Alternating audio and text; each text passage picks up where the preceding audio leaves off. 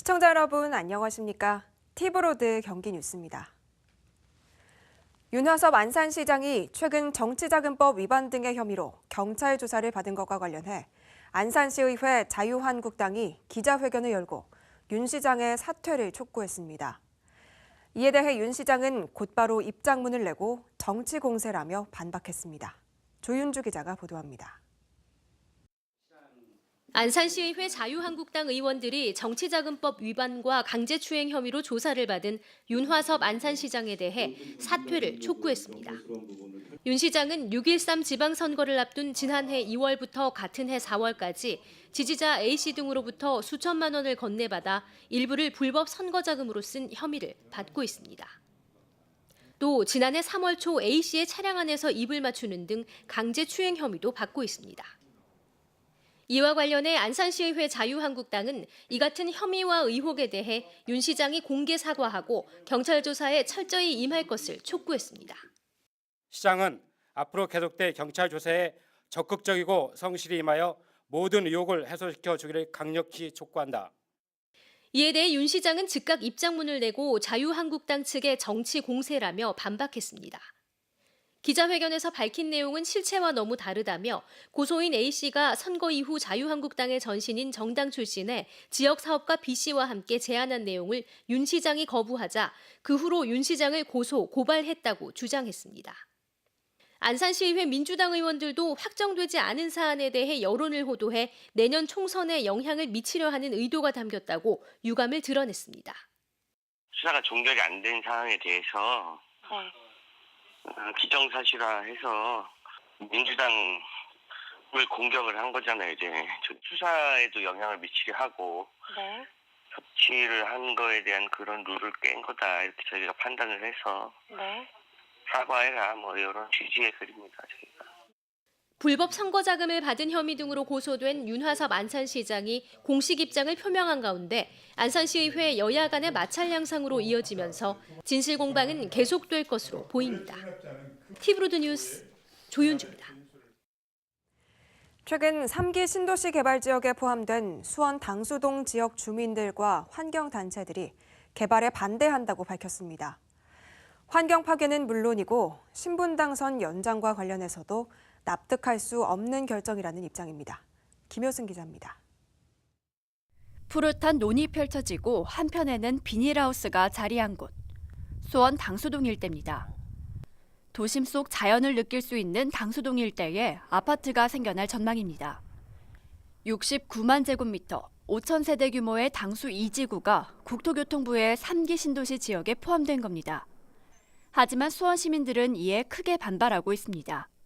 현재의 신도시 정책은 민간 건설 업체와 투기꾼들만 배불린다.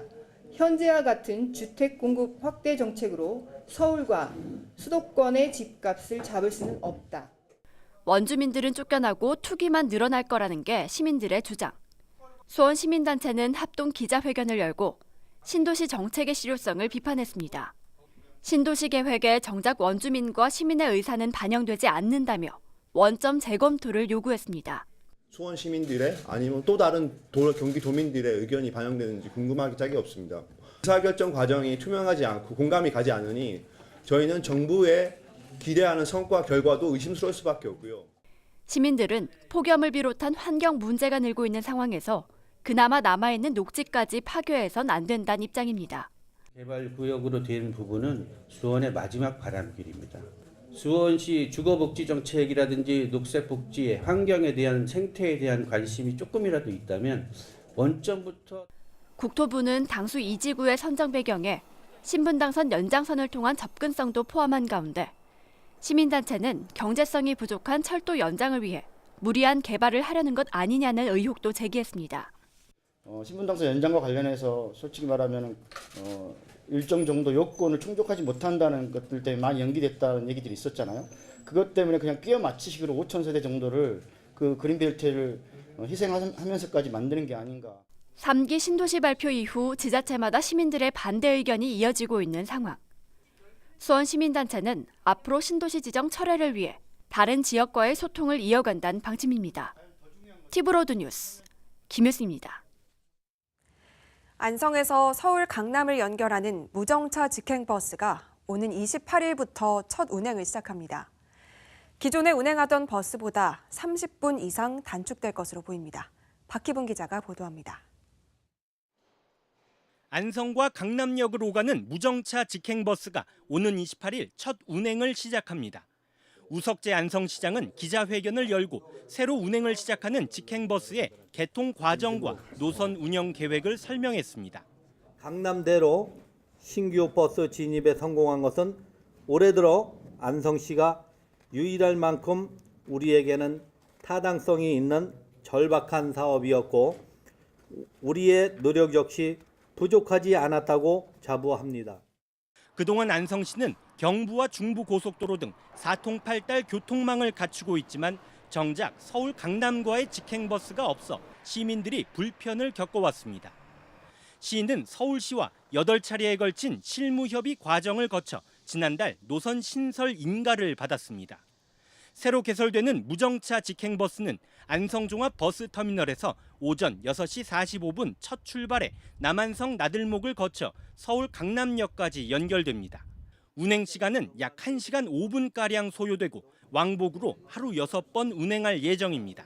기존에 공도를 거쳐 경부고속도로로 운행하던 시외 직행버스와 비교해 운행 시간은 약 30분 이상 줄어들고 요금도 편도 700원이 저렴합니다. 시간 절감뿐만 아니라 비용 면에서도 시민들께서 만족하실 것으로 예상이 됩니다. 앞으로는 우리 시는 시민들의 대중교통 환경 개선을 위해 최선을 다하겠습니다. 안성시는 앞으로 이용객 현황에 따라 안성 강남역 간 무정차 직행버스의 운행 시간과 횟수를 늘려나갈 계획입니다. 티브로드 뉴스 박희붕입니다. 이번 주는 세계인의 날 주간입니다. 외국인들의 한국 이민이 늘면서 지난 2007년 시작된 법정 기념일인데요. 세계인의 날에 열리는 다문화 축제도 10여 년이 지나면서 많이 달라지고 있습니다. 외국 교민단체들의 활동이 활발해지면서 규모나 내용 면에서도 한층 성장한 모습을 보여주고 있습니다. 박일구 기자입니다. 세계인의 날을 맞아 열리는 수원시 다문화 축제.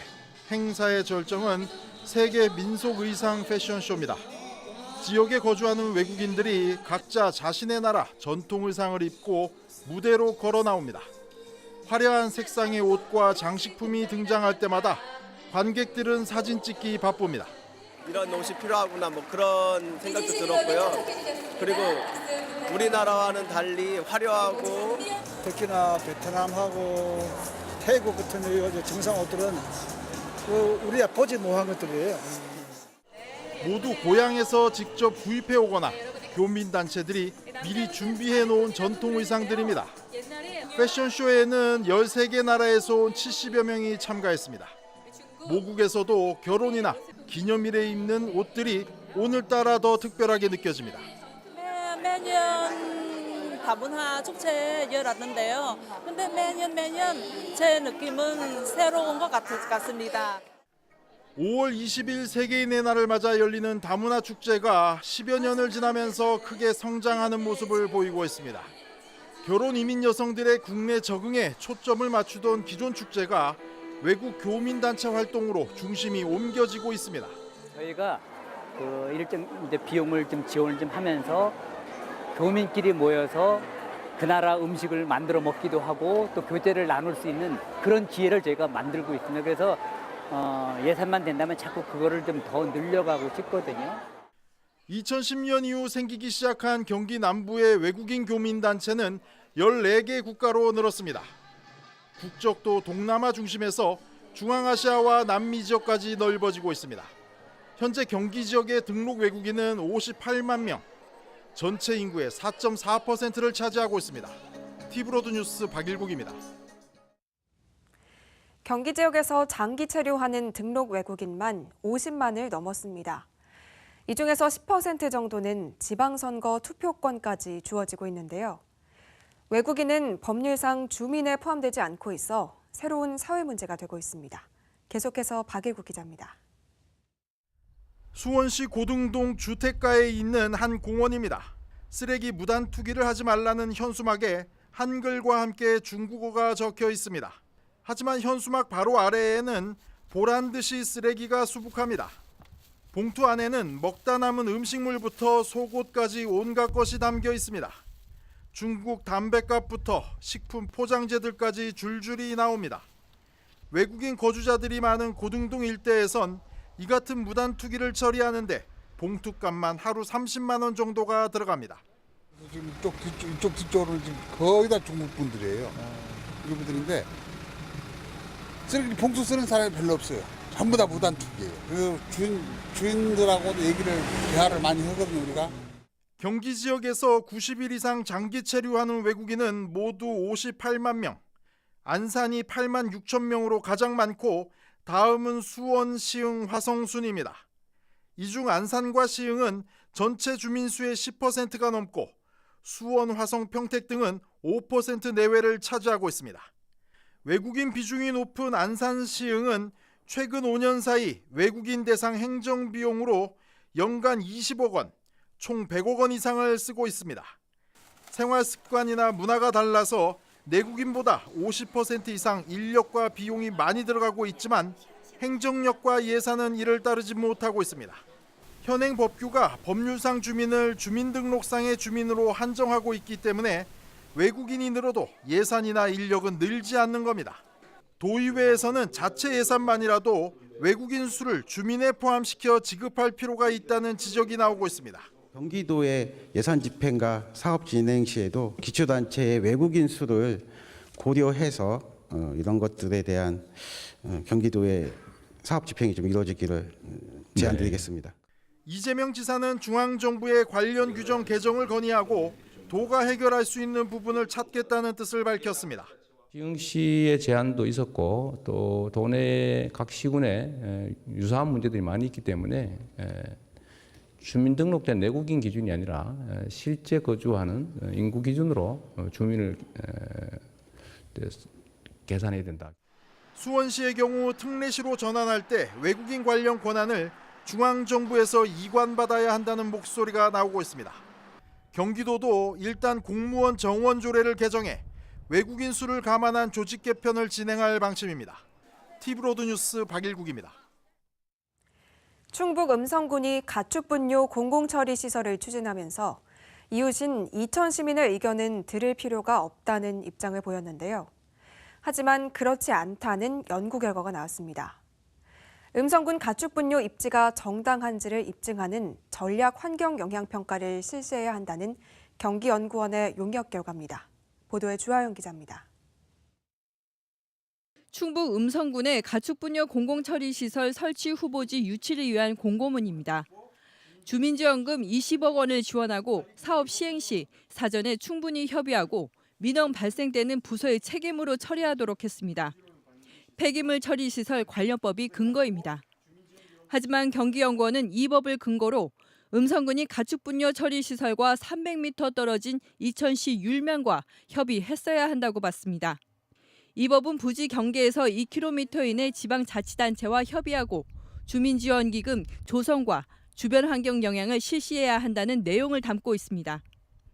그동안 충북 음성군이 경기도 지역인 이천시와는 광역단체가 달라 의견을 물을 필요가 없다는 주장과 상반된 의견입니다. 이 지역이 제일 적지다. 그래서 어쩔 수 없이 하게 되었으니 이천시에서 좀 양해를 해 주시오. 이게 기본 상식인데 적지 분석이 안 되어 있으니까 다른 지역이 더 나은지 이 지역밖에 없는지 우리가 알 수가 없잖아요. 이천시 율면 총곡리 마을회관에서 열린 가축분뇨 설치에 따른 경기도 대책 연구를 설명하는 자리. 주민들이 가장 우려했던 악취에 대한 영향은 법적 기준치를 초과하지는 않지만 총곡리 주민들은 영향을 받을 것으로 예상했습니다. 법적 악취 기준에는 분명히 미달될 거예요. 기술이 발달했기 때문에 바람의 영향을 받아서 습도 영향을 받아서 오기 때문에 사람들의 이 스트레스 이거는 환경 영향 분명히 있을 거라고 저희들은 유사한 시설 설문조사 결과 밝혀졌습니다.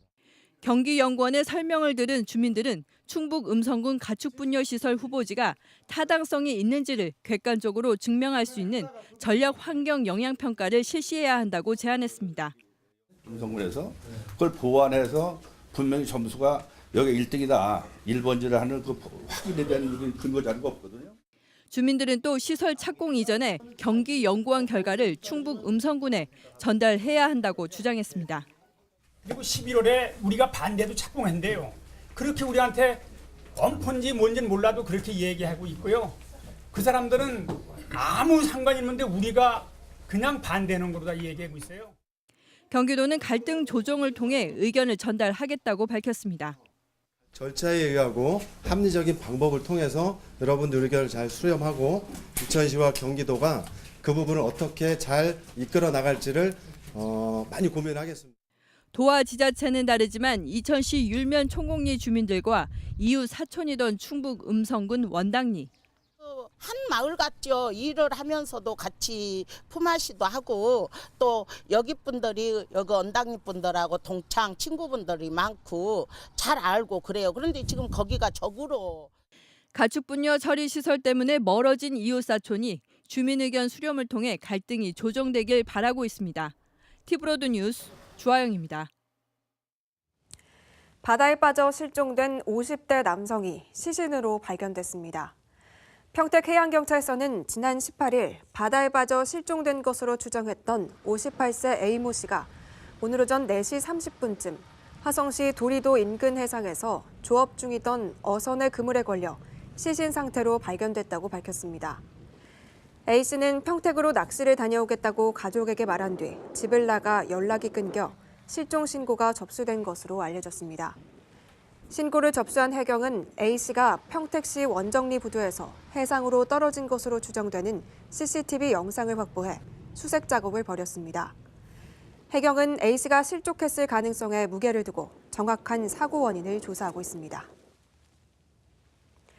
염태영 수원시장과 수원시 연수단이 일본의 특례시인 구마모토현으로 정책 연수를 다녀왔습니다. 수원시 연수단은 13일부터 나흘 동안 일본 구마모토현과 다케오시, 후쿠오카시를 방문해 정령 지정 도시와 트램, 도시 캐릭터, 도시 계획 등을 살폈다고 밝혔습니다.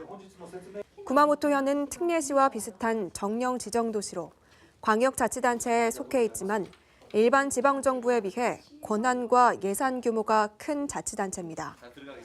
수원시가 추진하는 특례시와 유사한 일본의 정령 지정 도시는 구마모토현 이외에 19개로 모두 20개 도시가 지정돼 있습니다.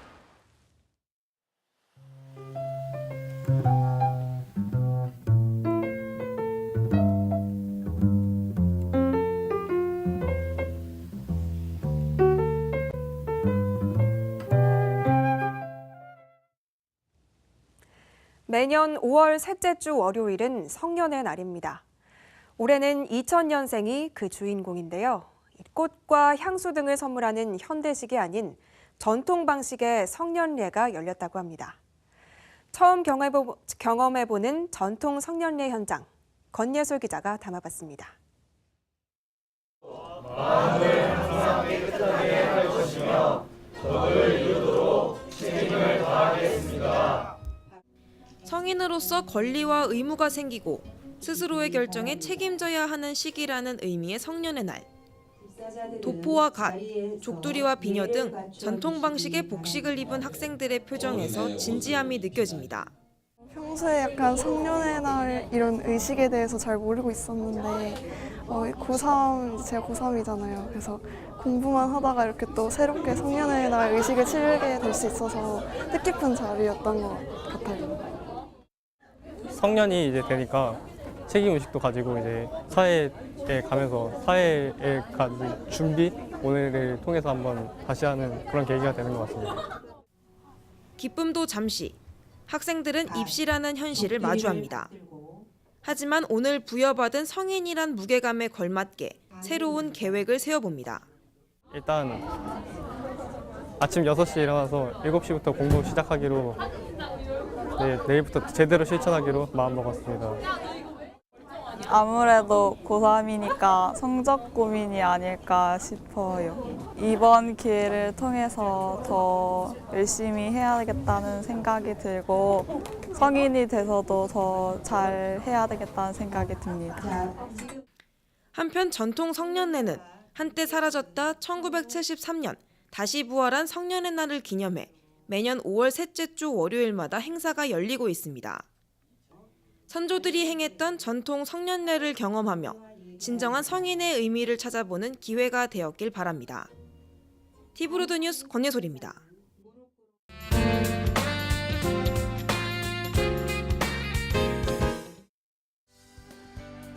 가족과 함께 산과 바다로 여행 떠나기 좋은 계절, 특히 워터파크는 아이들이 가장 좋아하는 여행 장소인데요. 그래서 오늘은 물놀이에 대비한 안전한 수영복 선택법과 함께합니다. 아이들의 인기 수영복은 래시가드. 예민한 피부도 지켜주고 체온도 유지해주기 때문에 1순위 아이템인데요. 래시가드 수영복을 고를 때는 목까지 올라오는 디자인인지 체크하고 지퍼에 아이의 피부가 끼일 수 있으니 꼼꼼히 살펴봐야 합니다. 애교쟁이 여자아이에게는 원피스 형태의 수영복이 인기 만점. 다양한 디자인이 우리 아이를 더 빛나게 합니다.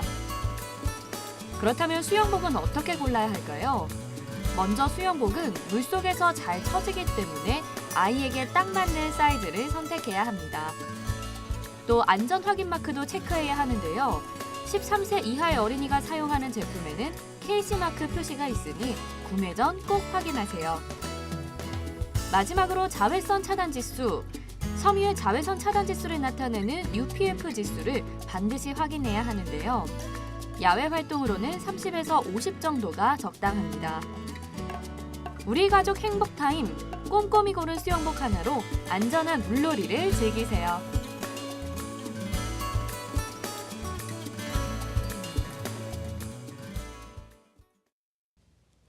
다음은 지역 소식입니다.